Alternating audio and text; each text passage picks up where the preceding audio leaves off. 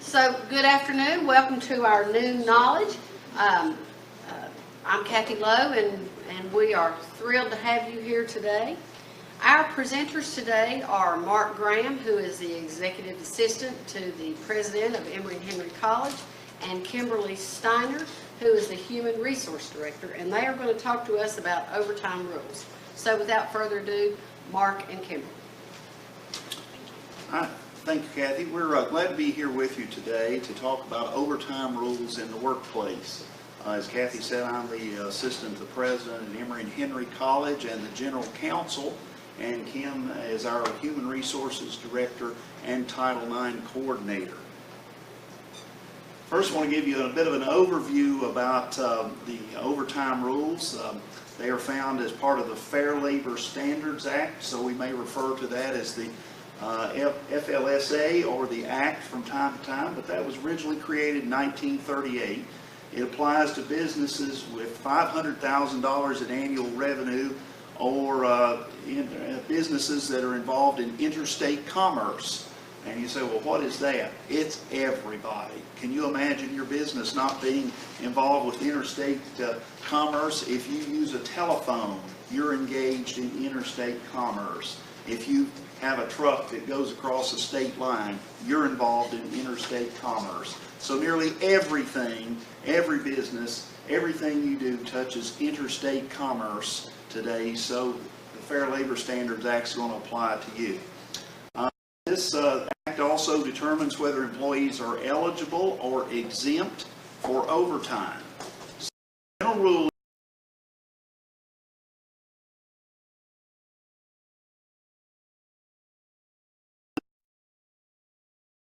time, and that, so into some more details here.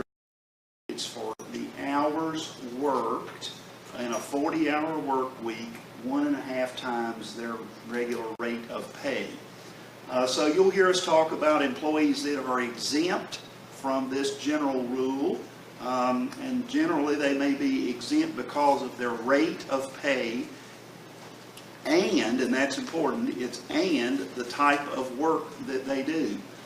So if they're exempt, they are eligible for overtime pay, and so sometimes you hear folks talk about that as being a salaried employee, and but we're going to generally talk about it as being exempt because salary alone does not determine whether or not the rules apply. And non-exempt employees basically are often referred to as hourly employees. That again means they must be paid time and a half for any hours worked over 40. So, simply stated, as it says here, hourly employees are paid for all the hours that they work or all of their working time. So, typically we think of this as a 40-hour work week. That's the standard. If they work more than 40 hours in 1 week, then they're eligible for time and a half for those hours. There are some states that differ. So, for example, if you're in California, workers are eligible for time and a half over if they work more than 8 hours in any given day. So it does vary state by state, but in Virginia, where we are, it's if you work over 40 hours in any given week. One of the things to note, and we're not going to go through, I'm not going to read every last bullet point to you. I assume you all are capable of reading and will have access to this PowerPoint. So if we don't cover something that you have a question about that you see, please raise your hand and ask. But one of the pieces on this that is often, I find, confusing for employees and sometimes supervisors is about actual hours worked. So I will have an employee who maybe works 35 hours 1 week and then takes a day of annual leave of 8 hours, and then they don't understand why they didn't get paid for overtime. Well, you're not going to get paid for overtime. You didn't actually work over 40 hours. So if they're sick, if you have PTO of any kind, if they're taking that PTO, that does not count for overtime. And that can be a point of confusion sometimes for employees if they don't understand how the process works. Employees don't have to be paid overtime, but there are very there are very clear standards about, well, I say clear. They've tried to make clear standards about who gets to be classified as exempt. It's clear about who needs to be non-exempt and some of the pieces involved with that. And of course, if any of you were working with employees or with FLSA in the last year, you know that there were proposed changes to the salary threshold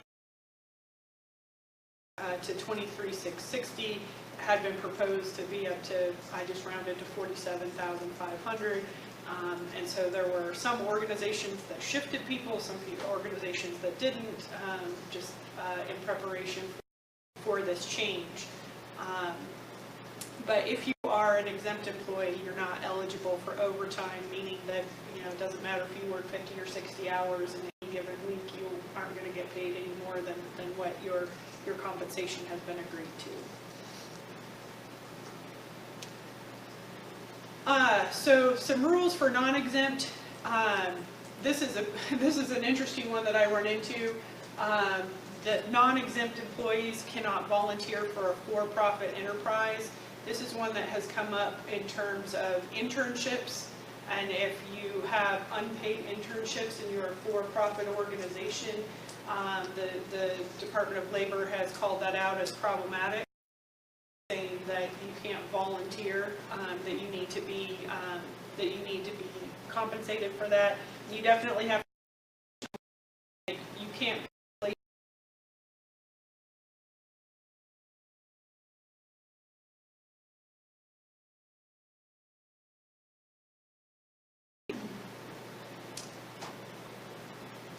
There are some questions about what you have to pay for a non-exempt employee. This comes up often, like if they're called in for work, if they're prepping, if they're training, if they have to change into a uniform, if they, any of those types of pieces, and basically they're doing something work-related, they should be compensated for this.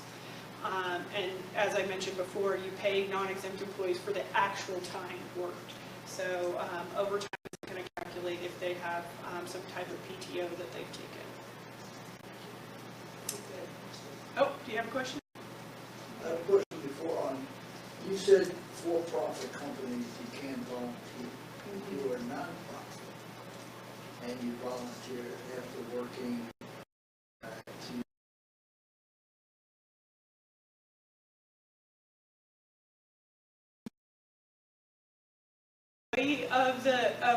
even for a nonprofit, and you cannot volunteer in the capacity in which you are paid.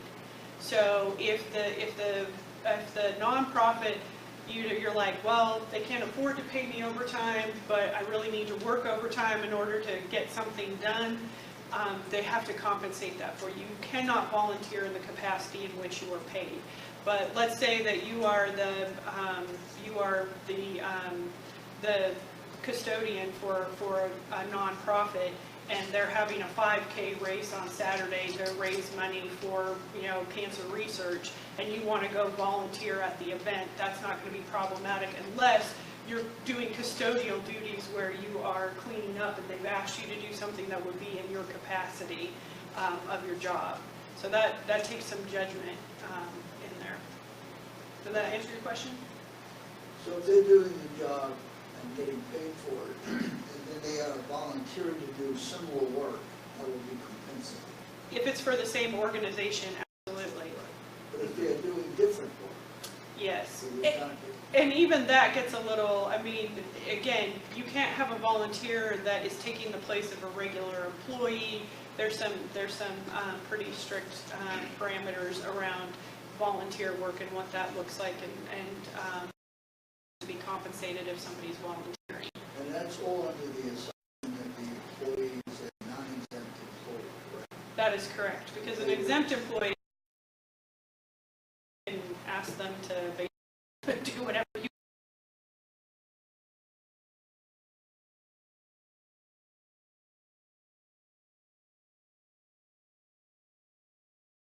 volunteer to do work on the weekends.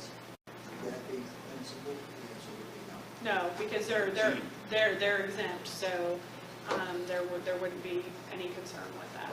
Okay. But not every salaried employee is exempt. That is correct. So you can have a salaried non-exempt employee. So you do not have to pay overtime automatically on Saturday or Sunday. Basically, you get to determine what your week is. So, and every organization does that differently, probably tied into whatever your payroll, however your payroll runs, and what that looks like. But you can have, Monday at midnight to, Tuesday, or however you want it, or Sunday, or you can have that set up however you want. So the only time you have to pay overtime for a Saturday or Sunday is if people actually work over that 40 hours, and whatever you've designated is your week. And you cannot average, I get this question a lot from supervisors too, you cannot average over 2 weeks. So just because if you work 50 hours one week and 30 hours the next week, it doesn't matter, you still have to pay that overtime. So it's any hours worked over 40 in any one given week. And I'll talk about who is an exempt employee. There's all sorts of regulations on this. I encourage you to go to, we've got some information here at the end on websites that you can go to under the Wage and Hour Division of the Department of Labor that spells this out. But I guess we want to give you the caveat right away that these exemptions are very narrow. So probably the best thing for you to do is, if you have specific questions and don't fall under a very clear category here, you need to consult with your CPA or professional, legal professional that can deal with this and give you exact answers. They also have a hotline that you can call with the Wage and Hour Division, and they'll give you some information as well and help work.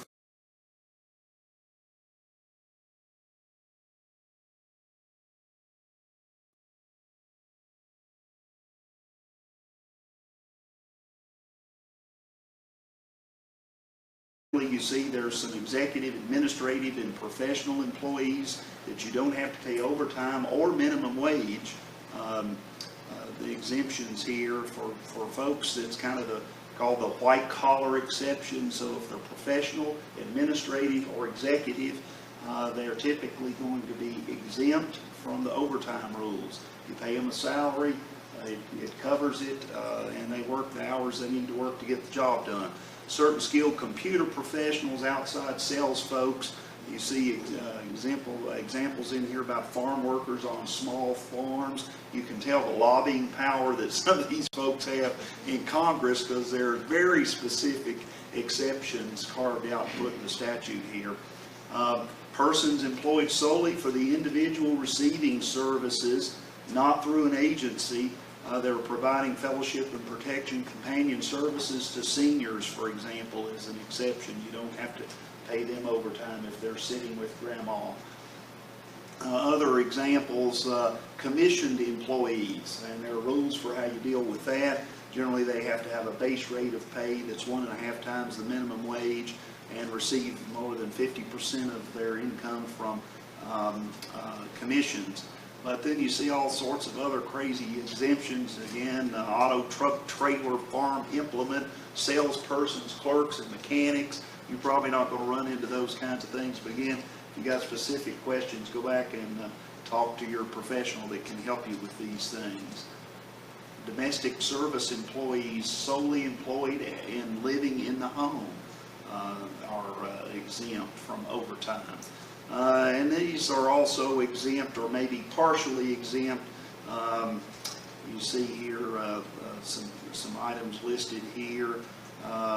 Folks dealing with certain bulk petroleum distributors. You can tell that's probably somebody got that, some lobbyist got that inserted in there. But employees that you see who are lacking a high school diploma or haven't completed the 8th grade, if part of the time they're spending is on remedial reading or basic skills, that may not be, they may be exempt in those areas. So I think we're going to let Kim summarize that. So speaking generally, an exempt employee who would not be entitled are going to be executives and managers, professionals, administrators, outside salespeople, commission, and computer related. Everyone else should get overtime. Now that makes it sound super easy, and we're going to go into some more detail about particularly executive, professional, and administrative For me, the administrative one is the most complex one. Trying to make that judgment call, and ultimately, that's what it comes down to is a judgment call as to whether somebody should be an exempt employee or not. And I find, I've spent most of my career in nonprofit realm, and again, to me, that adds to the complexity because people generally wear multiple hats and are doing a lot of different things. But I know that can happen in the for-profit world too. If you're in a small business, you may do multiple things, not just one particular. So I will take this opportunity to do my plug as an HR person to make sure you have up-to-date job descriptions and a clear understanding of what your employees' responsibilities really are. Because ultimately that comes down to that determination. Where the salary threshold is that $23,660, that's not that hard to meet. So really you're looking at the duties test. What is the expectation of this person? What is their responsibility? Yeah. I didn't want to stop you in the middle of a sentence. I just want to let you know that before you go on to the next subject, I could have a question. Great. Yeah. You had mentioned a $23,000 salary, okay? And you had mentioned earlier that there were some proposals by the Obama administration, Department of Labor, that upped that to now $47,000. Yes. That is not in effect now, is that correct? That is correct. And has been rescinded by the court, is that correct? That is correct. So the threshold right now is $23,660. There is conversation about that still being raised, and I think there's been some support for that, actually bipartisan support for that, just maybe not to that same level, but nothing has happened. So we're at that $23,660 right now. So to qualify for an exemption, as I said, we were just talking about the salary threshold. This is another one that sometimes people, especially if you are working with a supervisor or maybe a CEO who doesn't fully understand exempt versus non-exempt, there can be can sometimes run into people who want to give an elevated title to someone. So an assistant director or somehow make the title, make it sound like the person's job is more important than it is to make them exempt. And I can tell you the Department of Labor doesn't care what you call them. So they are not going to pay any attention to what you say the job title is. They're looking at what their job description is and what the duties are and what they actually do on a day-to-day basis. So you can call your front office administrative assistant the grand poobah of an office administrative assistantship, and they're still going to say, no, this should be a non-exempt position. When you say they're looking, and what sort of instance do they look at your job descriptions? So if you can, sometimes an employee will actually report and say, I think I've been misclassified. So if you classify somebody as an exempt employee and then have them working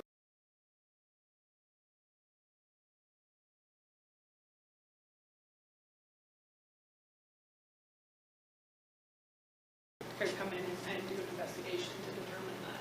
Okay, thank you. Mm-hmm. Let's see, I think we can do an executive criteria. One, to qualify for the executive exception, and as Kim said, the title alone does not control that. There is a list of criteria here.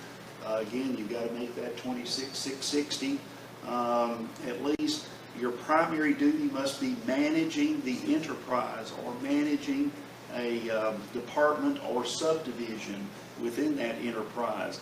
You must have folks continuously, customarily, regularly reporting to you, at least two other people generally reporting to you to fall under the executive exception, and you must have the authority to hire and fire employees.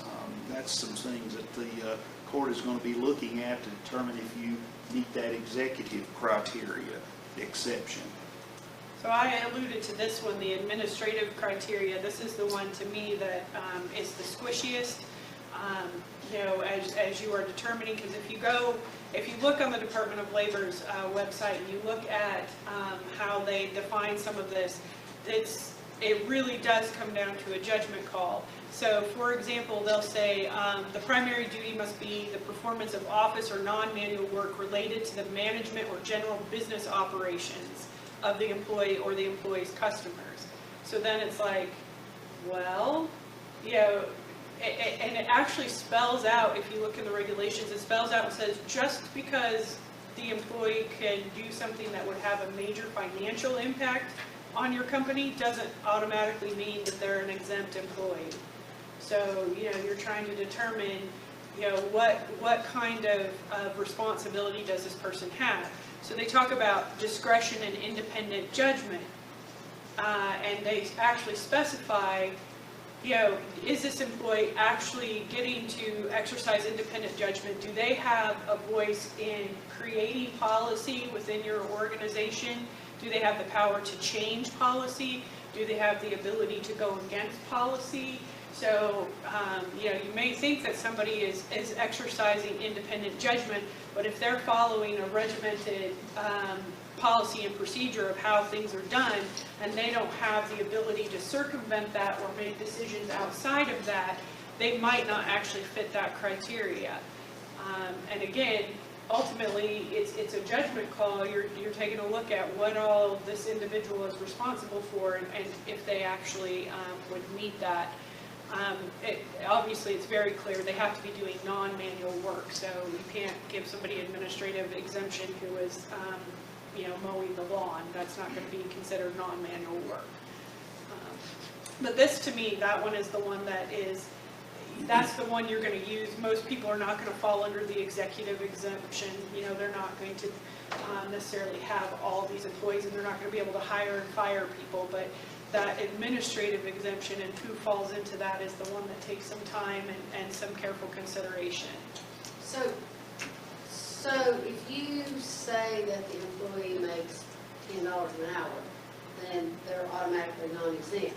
But if you say that this is their annual salary, and it's $23,660 and they meet the other criteria, then they are exempt. You do not have to make somebody exempt. You have you will never be in trouble for classifying somebody as a non-exempt employee. You could classify everyone as a non-exempt employee and be just fine. So there's no rule that says just because they meet the criteria and the salary threshold that you have to make them exempt. And that's, again, you know, something that you can decide as an organization. I mean, you're not talking about a very high salary to get to $23,660. It's $10 an hour. You're making $20,800 a year. So it's, you know, you're not talking about a lot to get to that $23,660. Well, I guess I meant, let's just say $11.50 an hour. If you classify them as an hourly wage earner, then they qualify for overtime rules no matter what.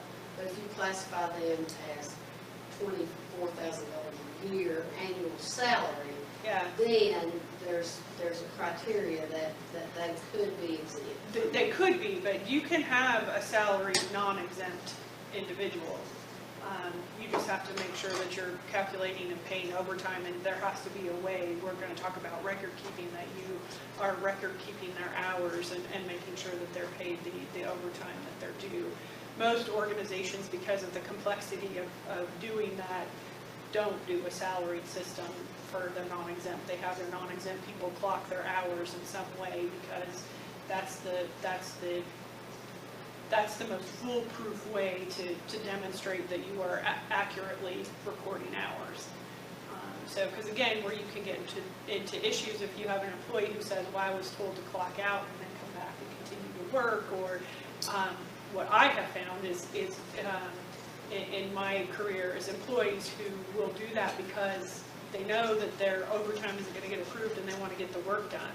So it's not even that the supervisor necessarily knows that it's happening. They have to tell the employee, no, you can't do that. So it's not always the supervisor who's directing them to do that, but you're still responsible for making sure that your employees don't do that. This probably won't come up as much as the administrative exemption, but professional criteria is listed here. They have to be a learned professional. That's someone that has particular advanced knowledge and skills, intellectual primarily in character, that requires them to exercise discretion and judgment, or a creative professional. That's someone that requires them to be real creative, innovative, imaginative, talent, and they can also be exempt if these other criteria are met. Does a course of learning, is that a bachelor's degree, or would that be considered? Typically, it's a professional certification often is what, so either an advanced degree or a physician, an athletic trainer, a lawyer, somebody that has some sort of additional. So usually it's not just a bachelor's degree to get that exemption. Even if the job is required to do exactly what that states? It They have to use the discretion, they have to use specialized knowledge? It could be, but again, that's something that you would want to research further. It's usually pretty specific to what we would consider, the medical profession, legal profession. There's a teaching exemption for teachers, that kind of.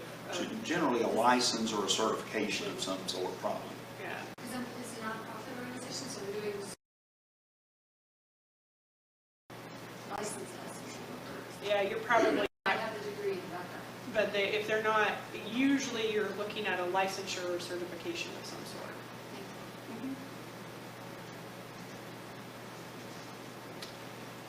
Computer employees, this is really fascinating to me. The FLSA has some very specific language on employees who work with computers. So to be considered exempt, again, you have to meet that salary threshold, and you can't. So if they're compensated at an hourly basis, it can't be less than $27.63 an hour. And really all of this centers around, it says specifically in the language, if somebody is a help desk, they can be considered an exempt employee. They have to be a non-exempt employee.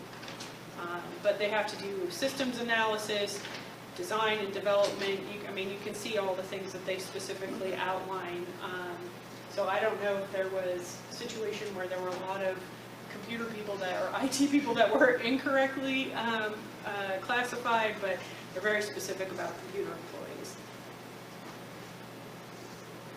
And outside sales, that's one of the exceptions we talked about. The following test, if your primary duty is making outside sales, and that's defined further in the Act, or obtaining orders or contracts for services or for the use of facilities for which someone will be paying, and you are regularly and customarily engaged away from the place of business, their primary place of business, then you may be able to be exempt under that outside sales exemption. Finally, there's highly compensated employees, and that is somebody who, that their office or non-manual work, again, and that they're paid a total of $100,000 or more per year. So they can be considered exempt.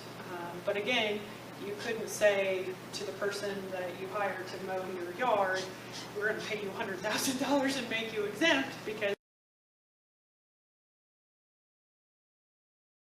the pieces of the criteria. And I was going to say also, I thought of one other thing I wanted to say with the administrative exemption. The attorneys that I have worked with through the years look at that because there's like, well, how many of these boxes do I have to check? Because there's just there are a lot of different ways to classify somebody as with that administrative exemption, and they're looking usually for at least 3 or more is the kind of rule of thumb. But that's, again, you will want to work with your general counsel or with an attorney to review if you have one that's particularly sticky that you're just not quite sure about. sorry. Then we got blue collar versus white collar employees. This is may be kind of a way to wrap this up a little bit so you'll understand basic kind of a rule of thumb to help you. Again, if there the exemptions normally apply to these white collar professional managerial jobs, and though therefore they don't have to be clocking every hour and worrying about overtime for those types of jobs. The exceptions do not apply to manual laborers and blue-collar workers generally. They're doing repetitive things with their hands, involves their physical skills and energy. Those folks, you're always going to be, they're going to be non-exempt. You're always going to have to keep track of their time and pay them overtime. So carpenters, the other folks that also are specifically not included in these exempt positions are folks, again, that are doing construction, maintenance, carpenters, electricians, mechanics, people, again, that are using their hands involved in manual labor are always going to be non-exempt employees. So, and you'll have to keep up with their hours and pay them overtime. So, all right, I think that's me. All right. Oftentimes, folks will misclassify an employee and say, "Oh, they're really an independent contractor."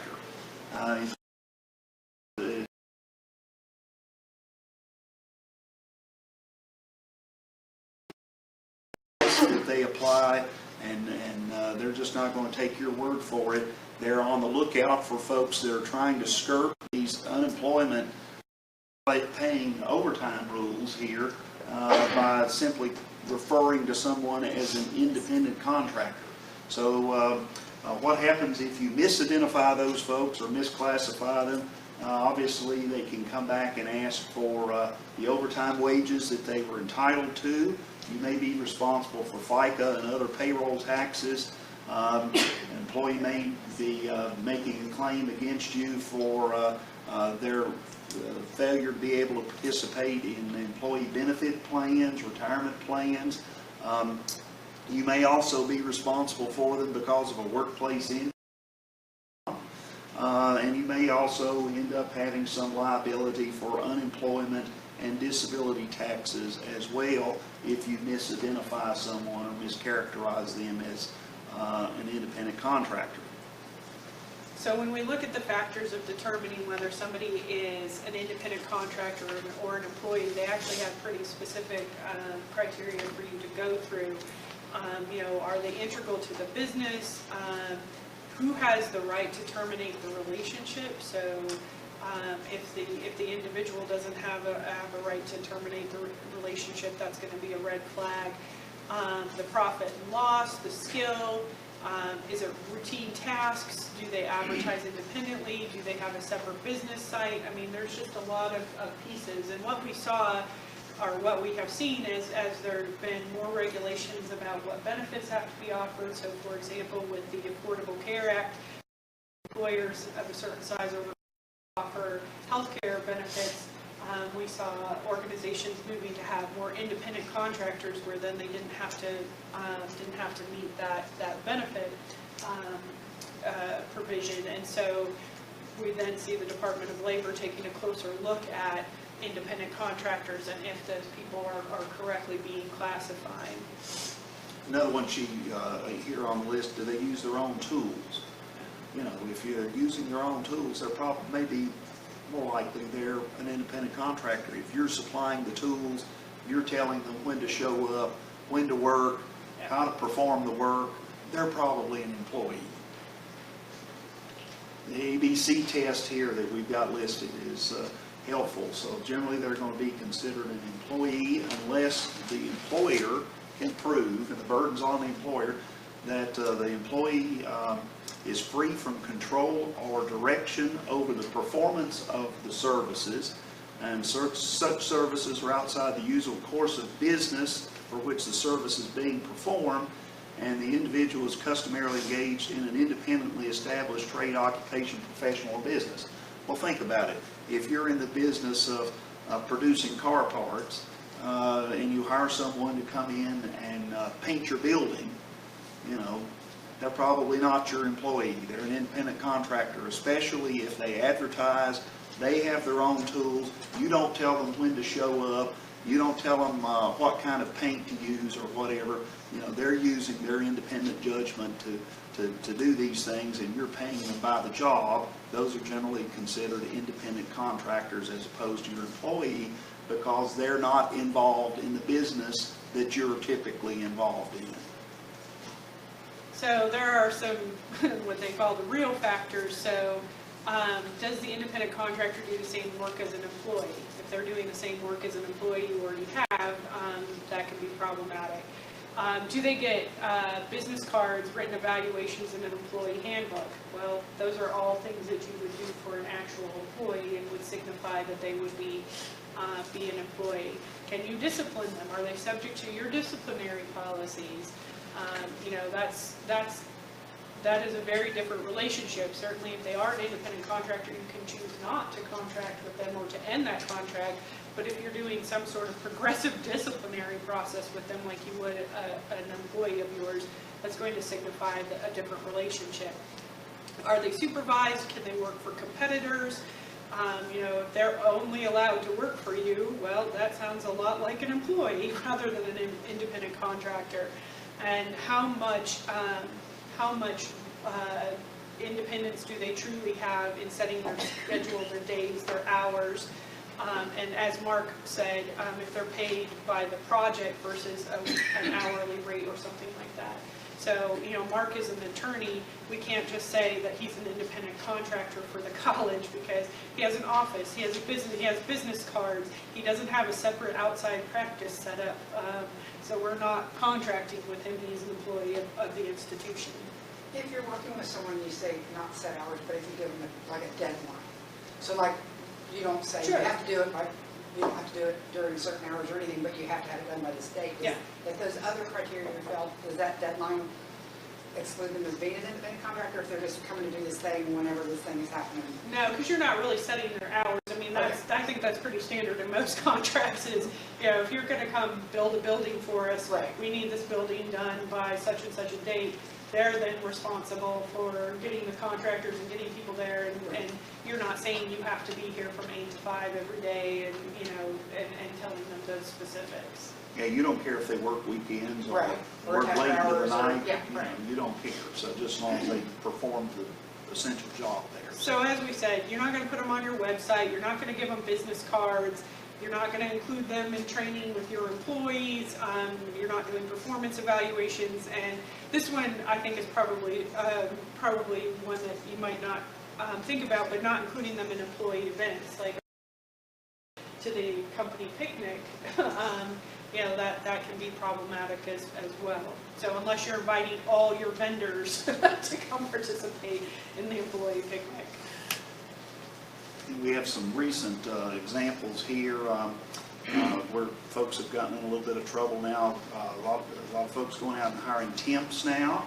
You go contract with a third-party agency and you hire a temp.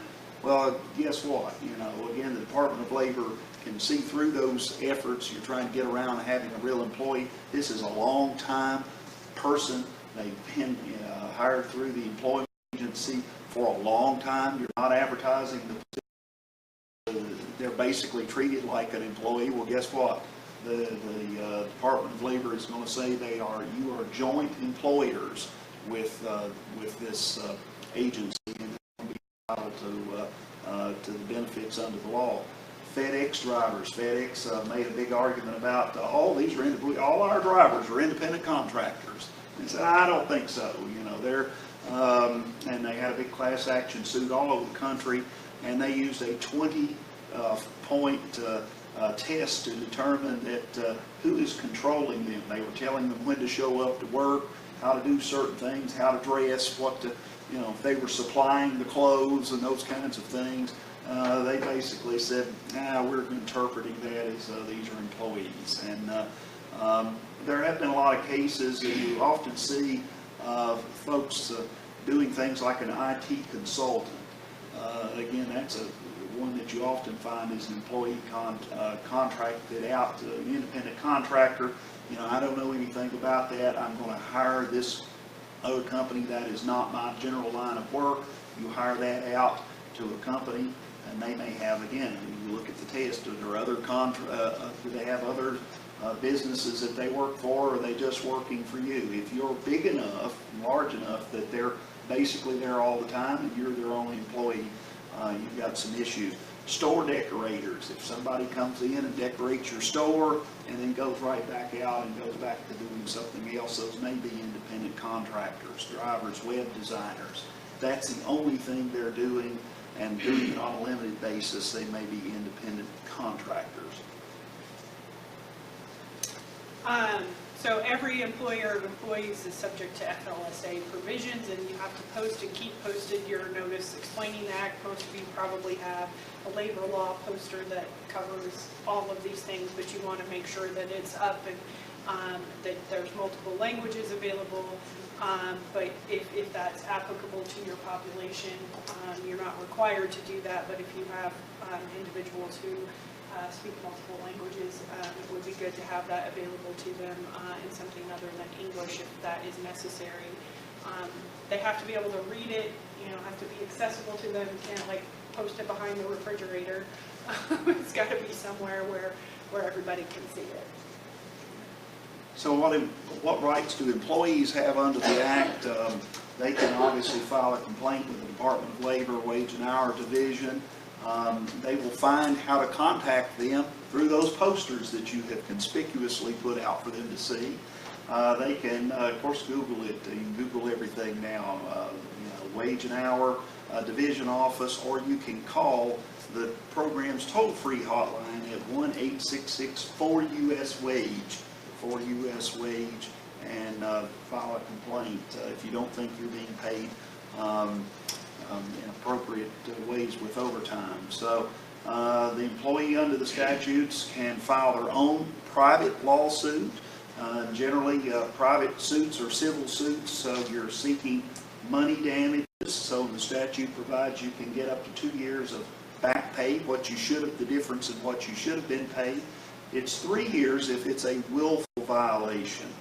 So you get the double pay there, you get equal amount of liquidated damages in addition to your usual damages, plus to give it some teeth, you get attorney's fees and court costs. So you won't have to pay those. The employer is going to have to pay them, particularly in cases of willful violations. So it can cost you 2 or 3 times the ultimate difference there, plus your court costs and attorney's fees. So I hear they don't work cheap. So. And let's see, it's also unlawful for you to discriminate against an employee that has complained both to the employer or to the Wage and Hour Division. So if somebody's exercising their rights under the statute and complaining about, they don't think you've calculated their overtime correctly and there's some dispute about it, and even verbally asking you about that will trigger that that protection. So then if you go and say, well, this person's just a troublemaker and I'm going to get rid of them because they filed a complaint with the Wage and Hour people on me and they're costing me money, that is a protected act under Wage and Hour laws, and then you can sue based on that as well. You cannot discriminate against those folks filing complaints.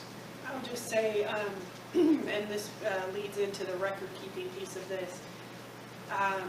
For I think a lot of employees, they don't really think much about it. They get their paycheck and they do what they do and they come in and they do their work. Where this comes to an issue is if there's a separation of employment for some reason. And all of a sudden your employee says, well, I've kept a log of all of the hours of overtime that I've worked that I haven't been paid for. You knew I was here working, but that wasn't actually recorded, and you knew I was working off the clock, or pieces like that where that is why you want to make sure that you're doing it correctly, that your record keeping is up to date, that you can know that what you have on record is accurate, and feel confident in the records that you have. So you're going to obviously keep all of the typical things that you would have for payroll. Hopefully you have a payroll process and a payroll system that captures this information for you. A lot of people, especially if they're paying hourly, have a clocking system. If you don't, if people are keeping a timesheet, you need to make sure you keep track of those timesheets and that somebody's checking those to make sure that they're accurate.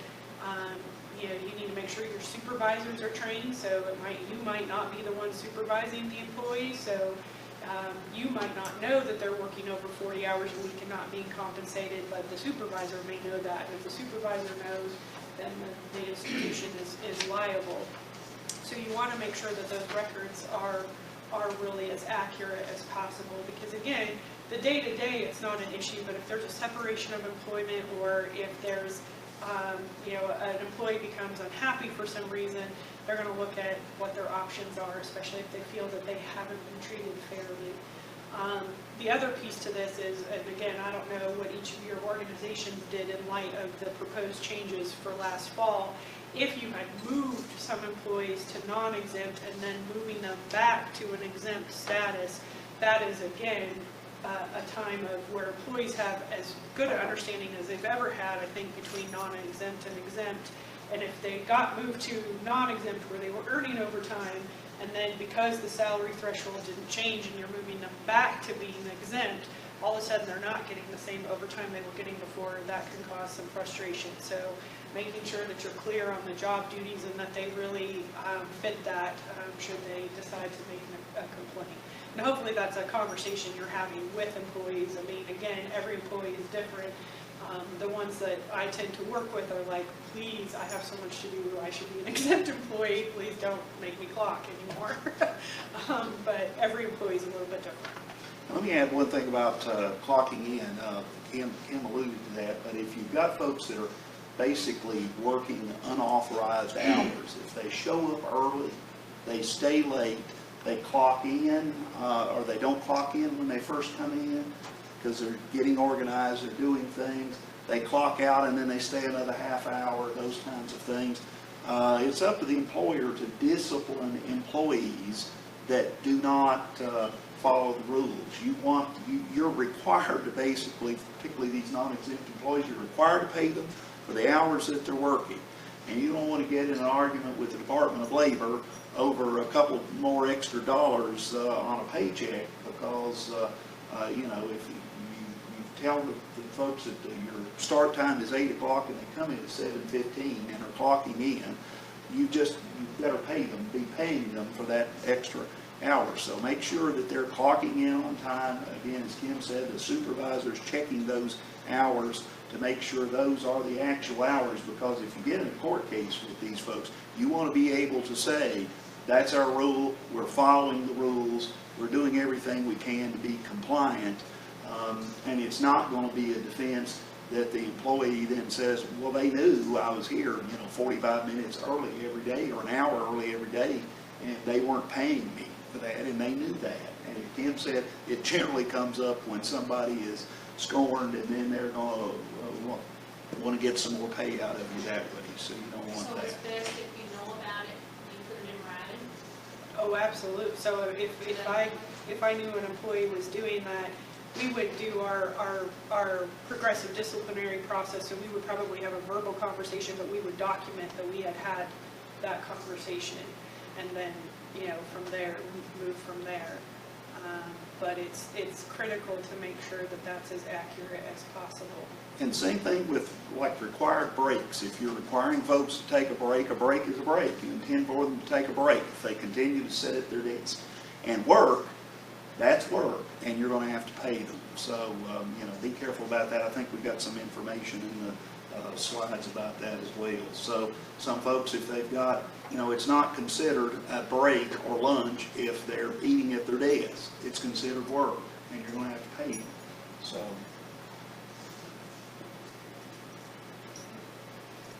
What about if they're sitting at their desk playing with their cell phones? Again, it's a disciplinary issue. Well, I will say this. I mean, again, that's part of the supervisory where you're looking at this, and believe me, we've had a lot of conversations about what's compensable time and what's not compensable time, especially as we were looking at the idea that we have people that travel and that, who were going to be, if FLSA had gone through, we have people that were going to be traveling as a non-exempt employee, and, what does that look like? And so, the conversation is, if I'm sitting at a conference and they serve lunch, is that compensable? Well, it depends. Is there a keynote speaker? Is it part of the presentation?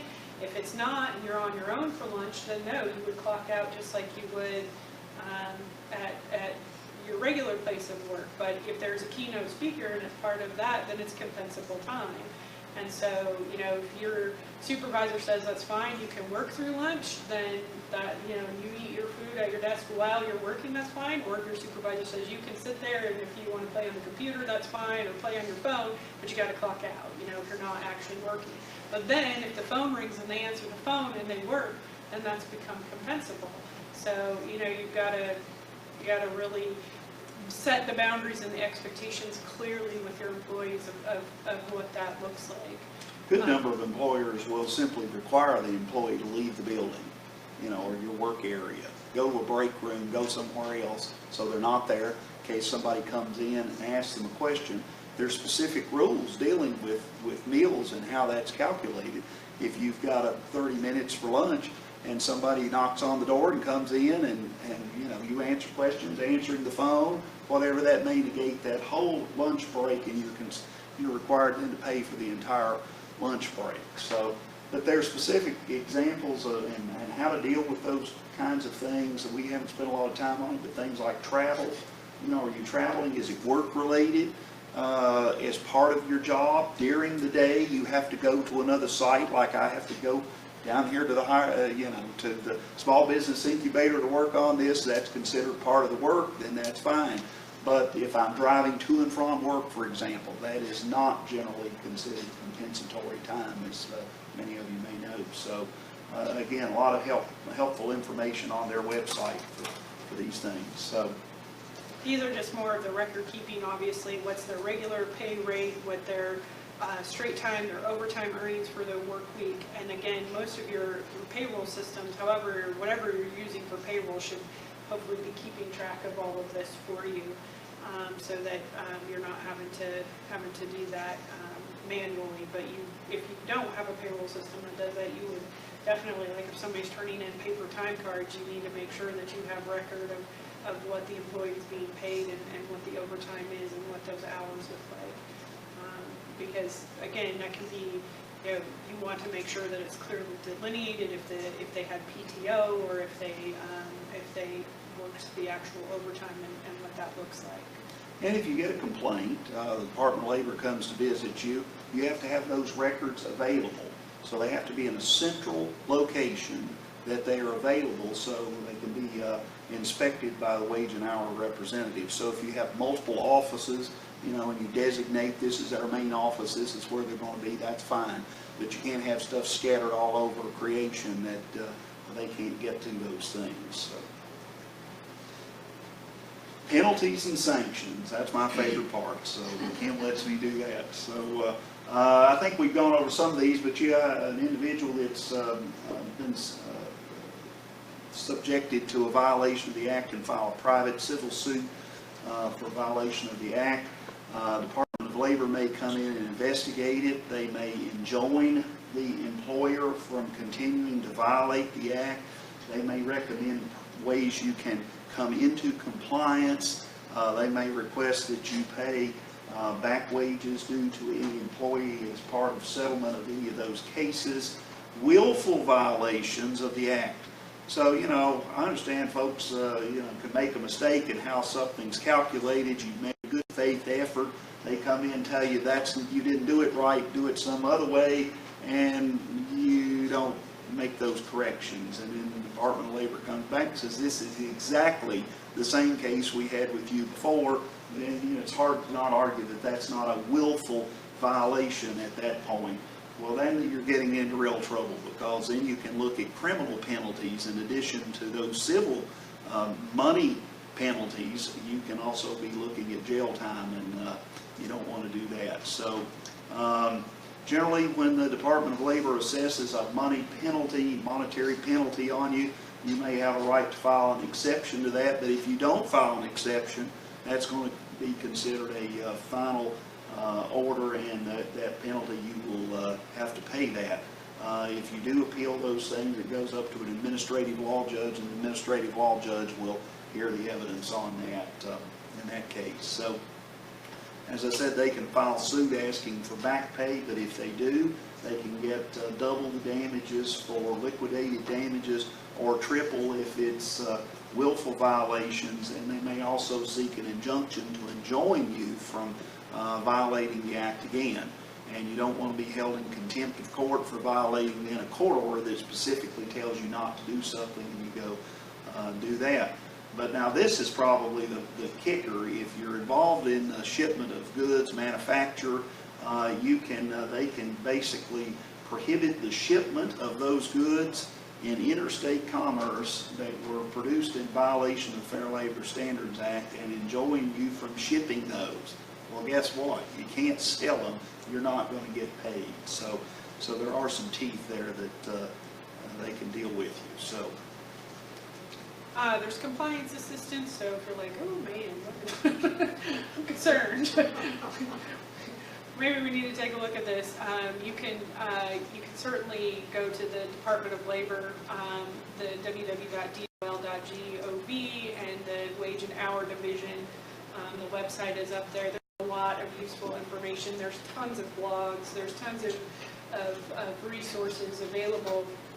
And probably the most unsettling thing is, for some of it, it really is a judgment call that you just have to decide, and you have to determine, do I feel comfortable with this, and do I feel that this is really the right way to go? And there's all of the legal components of it, and then I think it's important just to step back and go, the reason that this law exists is so that we don't take advantage of employees, so that we treat people fairly. And so if they're not being compensated at a level and don't have a job expectation at a level that really should be classified as exempt, then they should be eligible for overtime. The way about what that might cost, I mean, you have to start thinking about, how could we do this better? How could we do this differently? How can we divvy up this work? How do we organize it in a way that we can still afford to pay people money that we need to pay them as employees, but then also have them classified correctly in a way that's fair to the employee and fair to the employer as well. So as you're thinking about this and going, wow, there's a lot of information in all of this, I would encourage you to just step back and think about why this exists and what ultimately you're trying to do. You're trying to get work done, you're trying to get things accomplished in your organization, and you want to make sure you're taking good care of the people who are working within your organization as well. So there's help out there. There's lots of really good resources, and not all of you may be lucky enough to have a general counsel, but I would encourage you, if you have particular ones that you're like, man, I really just don't know, I would encourage you to seek legal counsel on that. There's, all kinds of attorneys that specialize in labor employment that could help you and give a quick review of that and let you know what they think about that. I think we touched on this briefly. Make sure you got that. The Obama administration proposed raising that minimum salary threshold up from almost doubling it from $23,600 up to almost $47,500. So that would have brought in a lot more people that would have been you would have been required to pay overtime to, that otherwise might have been under some exemption. Then they proposed some automatic increases in that over time, as you see, but that proposal that went into effect, I think, in November, December of last year, was struck down by a federal judge in Texas, who said basically that the DOL had improperly looked at salaries instead of job descriptions. Again, we said that from the very beginning. You have to look at the job descriptions to determine whether folks are exempt or not. And so that the Department of Labor was enjoined from, basically they struck that down and said you can't enforce that. So it's back down to the $23,660 level, although the new Secretary of Labor at his confirmation hearing indicated that he was in favor of raising that exemption. I wouldn't be a bit surprised to see it go up to $30,000 or something. He indicated he was in favor of some sort of increase because it hadn't been increased over but that doubling it and putting that burden on employers without any warning in the middle of the year was probably not the best way to do that. So, well, that concludes our presentation here. We're certainly here to answer any questions that you might have, and we've included our contact information here in case you need to get in touch with us. We'd be glad to answer any questions. Got our email addresses and phone numbers here at Emory and Henry, where we'd be glad to help you with any questions. So could you send us a copy of that presentation so that we can send it out to anybody that requests it from? Sure. Okay, so we'll give you Jennifer's. And I'm sorry if I'm interrupting. That's okay. So what about, so a couple questions. What about comp time? So employees can use, to avoid working over 40 hours, they can, let's say they worked 12 hours one day, normally work 8 hours. The next day they can take off 4 hours, or they can break it out for the rest of the week. They can do that just as long as they don't exceed that 40. And that's kind of up to the employer's discretion, I guess. Yes, so what you're looking at is, has to be within the same week.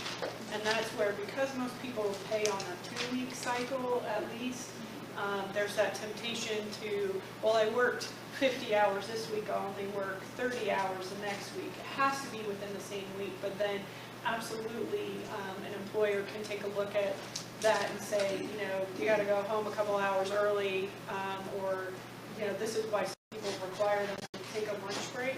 So the state of Virginia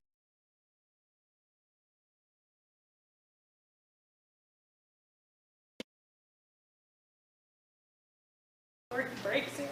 Okay, but some employers or offices will say, we need coverage in the office from 8 to 5, so that means we need you to take an hour lunch.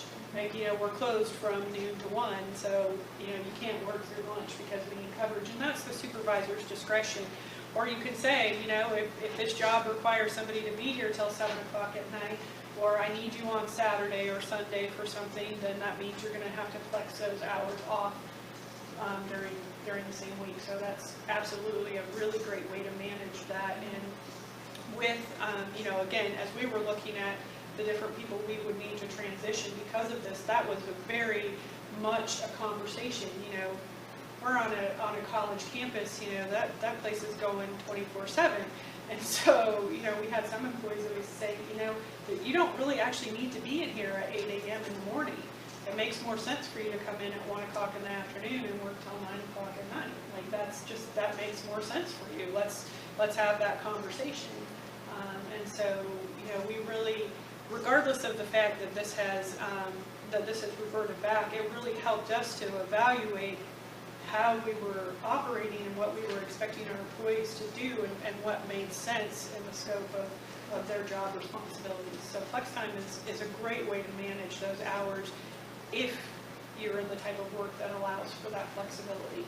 And I have one more question. So for the employer, so let's say you're wanting to hire somebody, they're going to be full-time. I know nothing about exempt versus non-exempt outside of what I learned today. And I want to have somebody look it over and give me a better feelings about what I'm doing. Does it have to, you said that there's all the stuff available on the DWell's website. You also mentioned the hotline, but is the hotline just available for the employee with the complaint, or is there a hotline for employers as well? I think you can ask the questions, and they generally will refer you to.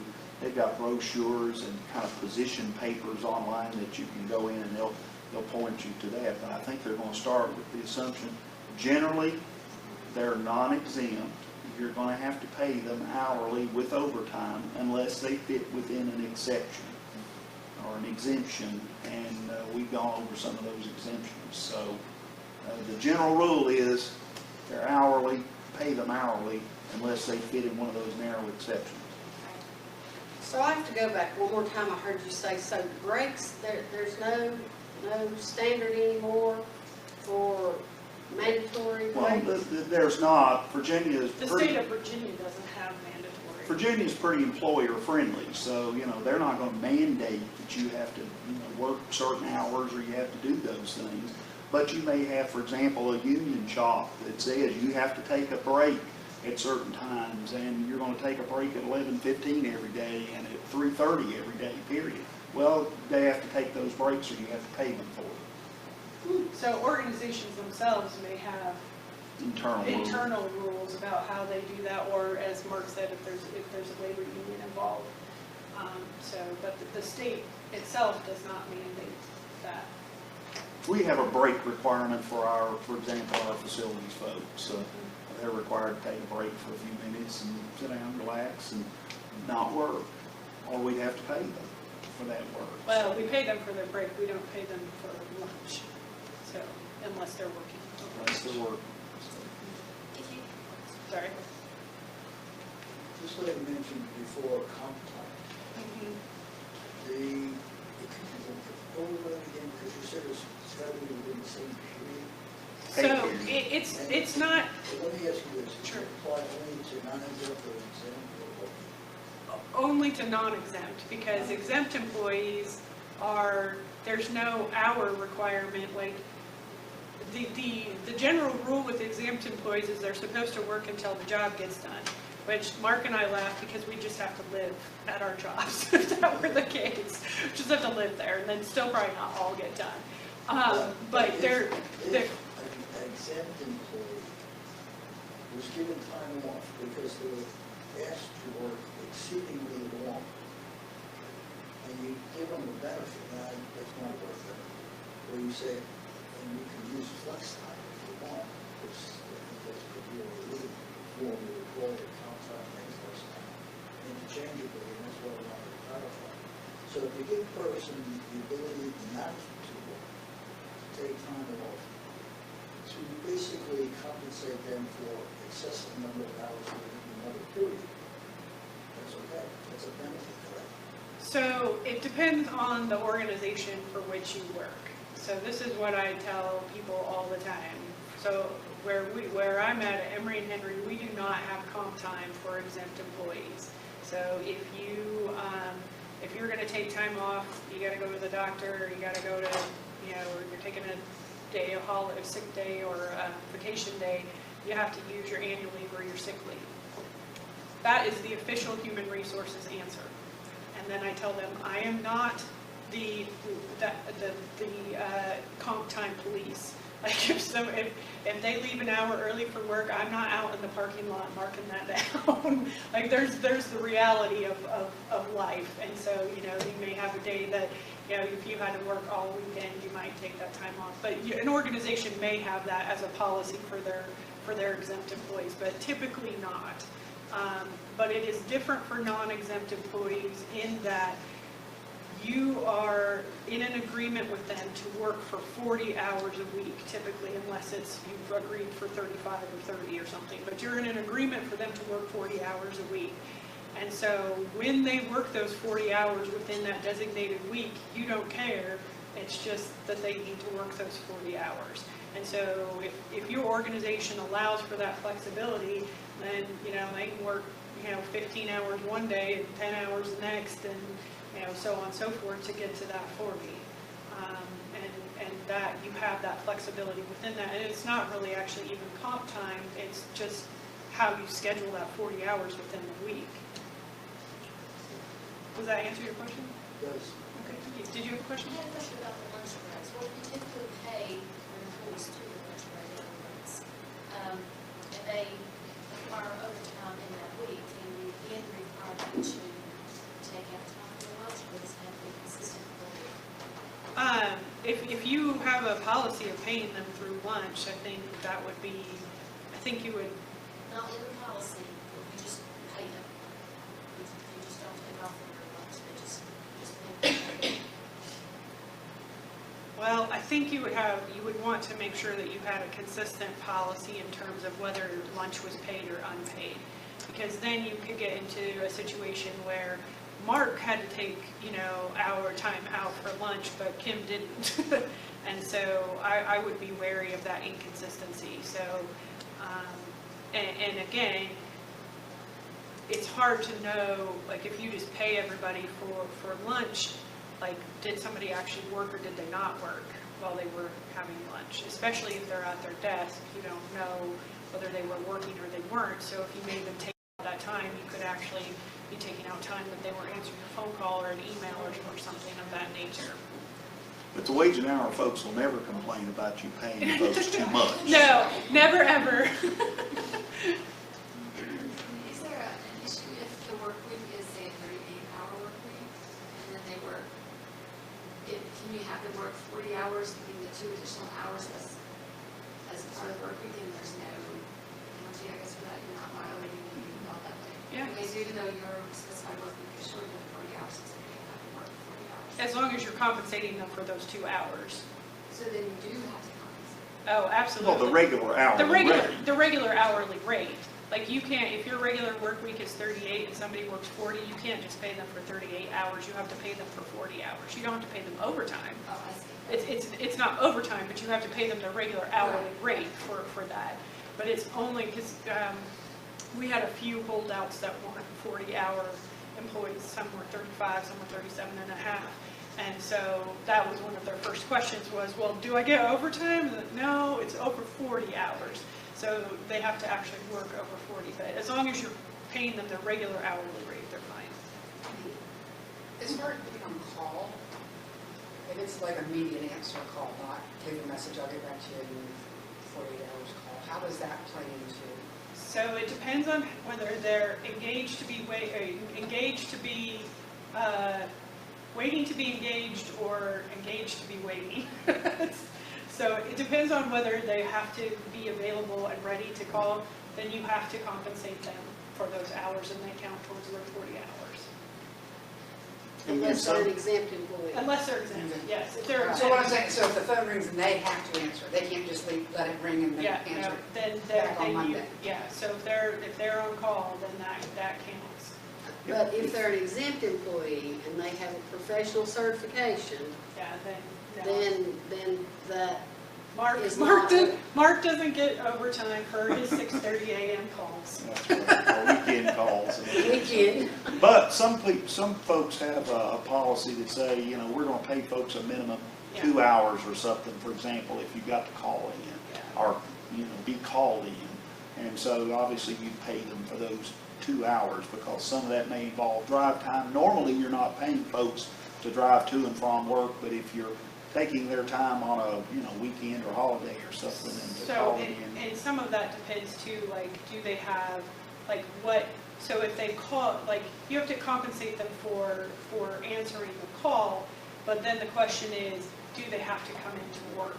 So then if they have to come into work, the rule of thumb is 30 minutes or more. Like, if they have to respond within 30 minutes, then you're paying them for their on-call time.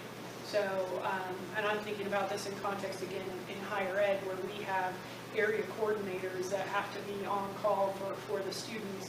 We have to compensate them for that if we expected them to answer within 30 minutes.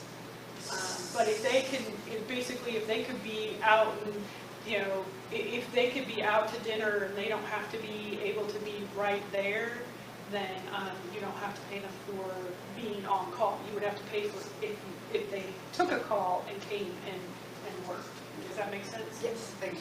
So probably to be really safe, as you hire folks, you identify whether or not in writing, in a policy, whether or not they're considered exempt. Oh. And what qualifies them as exempt, and then identify what would qualify them for overtime pay. So if they're exempt, they would Ever? No, they would Okay. never be eligible for overtime pay unless their job duties changed. Okay. So there's, like, if you were salaried and exempt, and you were working 80 hours a week, that's 8 hours a week. They can ask you to work as many hours as Get they the job want done. in a week. So then I counsel people when I say that to say, also don't want to burn your people out. So we want to be realistic about that and about, what that's really gonna look like. But there's no legal, So there's no legal ceiling on it? No. It's just, it could be 8 hours a week, it could be 100 hours a week, it Yep. could be... so you think about, it was a big deal a few years back when they did the 80-hour rule for surgical residents, or actually for all medical residents, that they couldn't work more than 80 hours a week. But before then, they're working 100 hours a week, 120 hours a week, and there's nothing that says you can't do that. Now, because of the accreditation standards, they can't do that anymore. But, they're considered exempt employees. But we just And read- on the other hand, exempt employees, as long as they are getting the job done, if they can get it done in 30 hours, that's the flip side of that coin. That is, absolutely, and you can't pay them less. So you Right. can't say, oh, you only worked 30 hours this week, I'm going to pay you less. You are in a contract with them as an exempt employee, you have to pay them that same wage regardless of how many hours they work. So that can get tricky, like if you are going through a difficult time and you're thinking about furloughing employees or things of that nature, you have to be really careful with your salaried employees, because they can lose that exempt status if you don't pay them what you've agreed to pay them as an exempt employee. So on the job description itself, and on, for the job descriptions that we have anyway, it's, for us, again, is this a 9-month position, 10-month, 12-month, is it exempt, non-exempt, we have that on every single job description so that it's clear what the expectations are. Very interesting. Thank you so much Thank for you. all of that. Are there any other questions? And if you think of more, our contact information's up there. Feel free to send an email or give us a call. And if you want a copy of this PowerPoint, you can contact Jennifer Davidson at jdavidson@vhsbi.com, and she will send you the PowerPoint. That's J. Davidson. Will she send it immediately or within 30 minutes? 30 minutes. Depends on whether she's alone. She's got to change the clock. At vhsbi.com. And with that, we'll give you a card. Thank you. Before, yeah, there you go. And with that, I want to thank Mark and Kim for this presentation. It was very enlightening. Next week, now that we've all gotten stressed out over overtime rules, we are having a tapping for stress management next week. And so, maybe we need to write our policies and then de-stress a little bit. So that'll be November the 1st, which is next Wednesday from 12 to 1:30, and we hope to see you then. Thank you.